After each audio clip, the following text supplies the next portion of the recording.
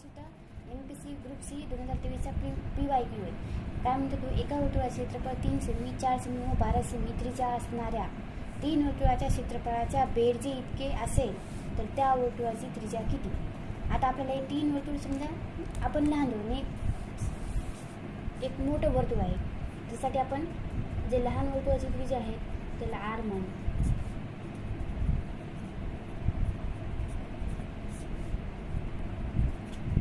त्रिज्या R आणि मोठ्या वर्तुळाची त्रिज्या घेऊ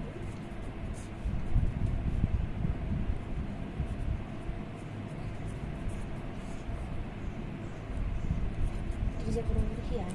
आता आपल्याला वर्तुळाचे क्षेत्रफळ माहीत पाहिजे, त्यासाठी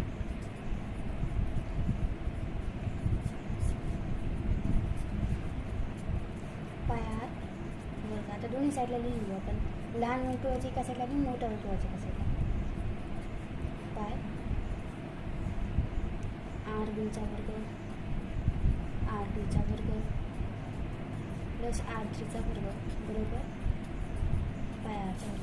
आता हे पाय कॅन्सल, हे पाय कॅन्सल. आता याच्यात किमती टाकून घेऊ. आपल्याकडे किमती R1 किती सांगितलेली म्हणजे 3चा वर्ग प्लस R2 किती सांगितलेली 4 म्हणजे 4चा वर्ग प्लस R3 12चा वर्ग बरोबर हे R वर्ग. आता यांच्या वर्गांची बेरीज 3चा वर्ग 9, 4चा वर्ग 16, 12चा वर्ग 144 बरोबर R वर्ग.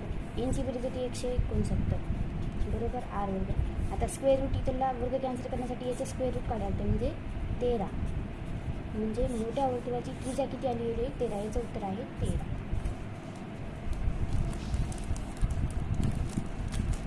नेक्स्ट क्वेश्चन बघा, ते सुद्धा MPSC PYQच आहे. एका माणसाने बँकेकडून जसे 12% व्याजाने कर्ज घेतले, 3 वर्षांतर त्याने ₹5,400 सरळ व्याज फेडले, तर त्याने घेतलेली कर्जाची रक्कम किती. सहसा आपण ते सूत्राने काढतो. सरळ व्याज बरोबर सूत्र काय आपल्याला माहिती आहे, PNR/100. पण मी आज तुम्हाला तसं सांगणार नाही, वेगळ्या पद्धतीने सांगणार आहे.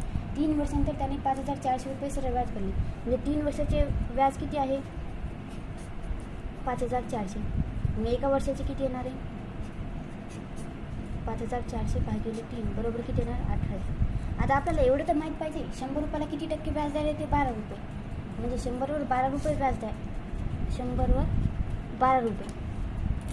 तर मग 1800 रुपये देणं कितीसाठी दिले असतात, किती कसं गुणाकार करायचा 100 गुणिले 1800 भागिले 12.